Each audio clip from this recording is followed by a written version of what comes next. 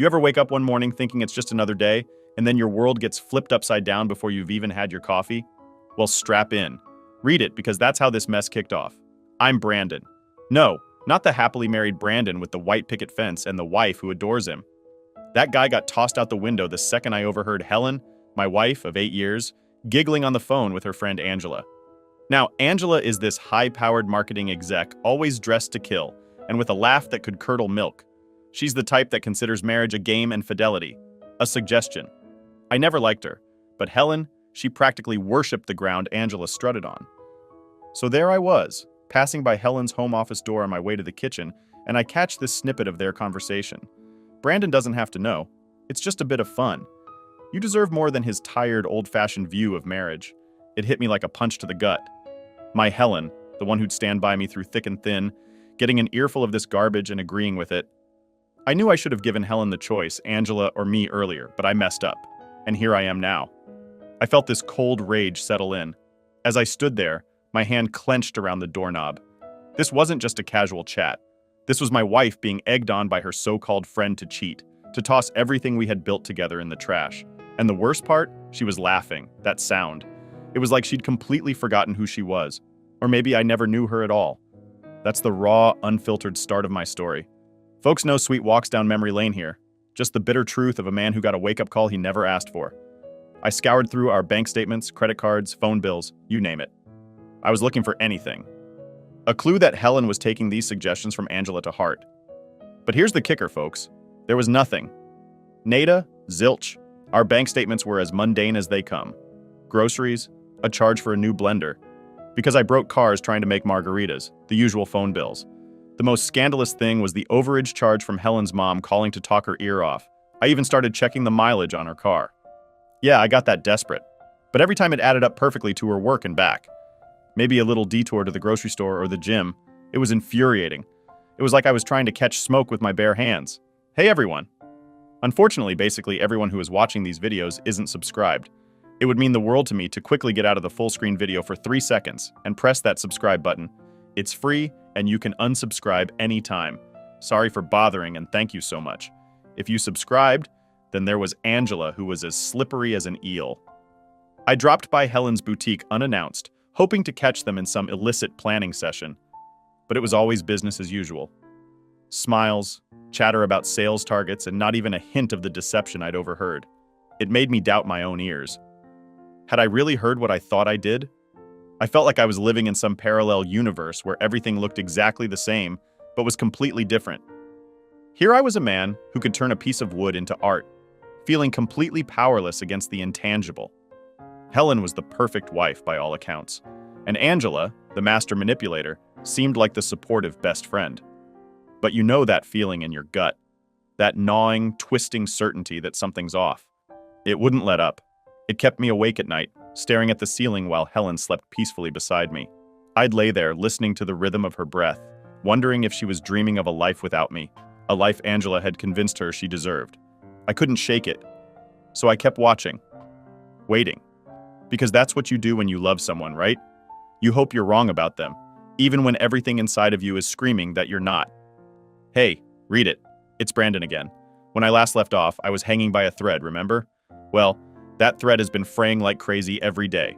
The same routine. Wake up. Watch Helen. For any signs, any slip-up, any hint that could prove she wasn't the woman I thought she was. It was eating me alive. I started to lose it, honestly. My workshop, which used to be my sanctuary, started to feel like a prison. I'd stare at a block of wood for hours, chisel in hand, and the patterns I'd usually coax out of the grain just wouldn't come. My clients started asking questions. Is everything all right, Brandon? They'd say, this doesn't look like your best work. And they were right, it wasn't. My buddies would call ready for a round of beers and some pool, and I just ignored the calls. I couldn't face them, couldn't pretend everything was fine while my marriage was dangling over the edge of a cliff. I was the guy who had it all together.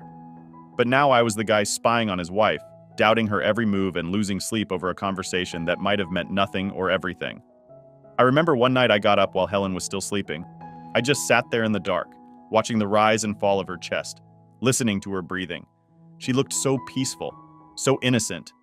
I wanted to wake her up, to demand the truth to end this torment, but I couldn't.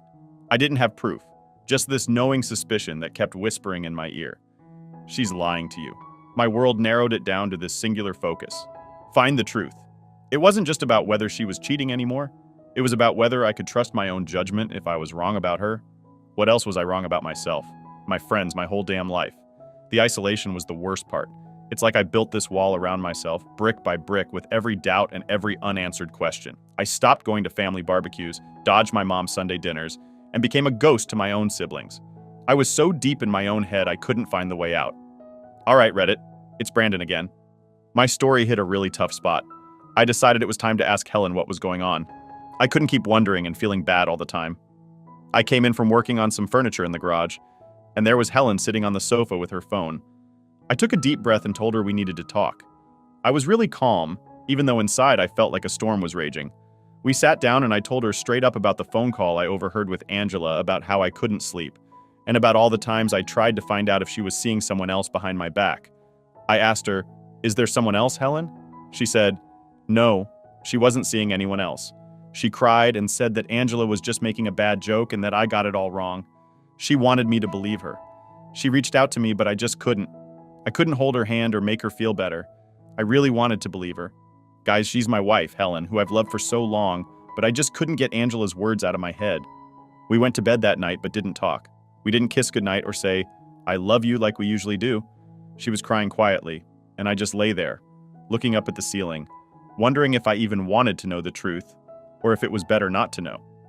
Out of the blue, I got help from someone I never expected to get involved. I was in my shop focusing on a piece of wood that was supposed to become someone's rocking chair, trying to find some peace in the familiar shavings and sawdust. That's when Jeff walked in. Now, Jeff is someone I'd call an acquaintance. Good for small talk. Knows a lot about a lot, and always has a way of popping in when you least expect it. He had this serious look on his face, which wasn't like him at all. He asked if we could step into the back room for a chat away from the prying eyes of the storefront. So there we were, surrounded by the skeletons of half-finished furniture, and he starts telling me this story.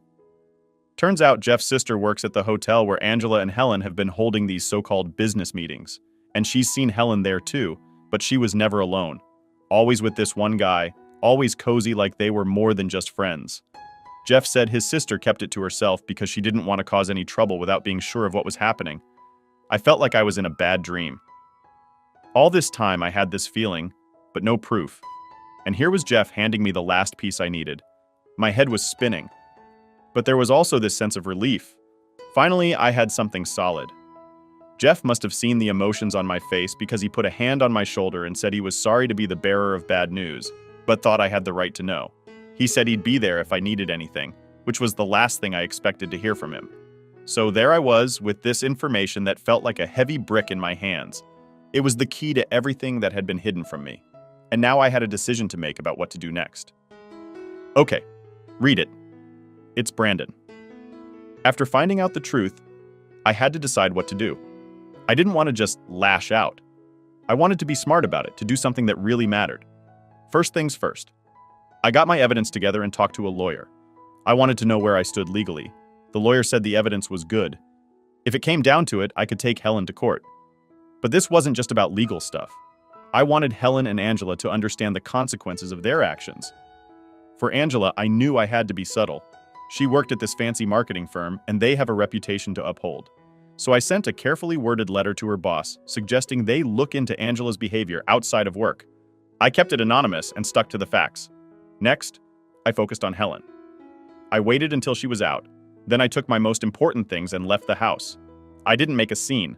I just left and went to stay with my brother. I needed some space to clear my head. I turned off my phone and stayed off social media. I just needed a break from everything. Helen tried to reach out, of course. She called. She texted, but I wasn't ready to talk to her, not after all this. That was how I handled it, quietly, but in a way that let them both know I was serious. It's not over yet, though.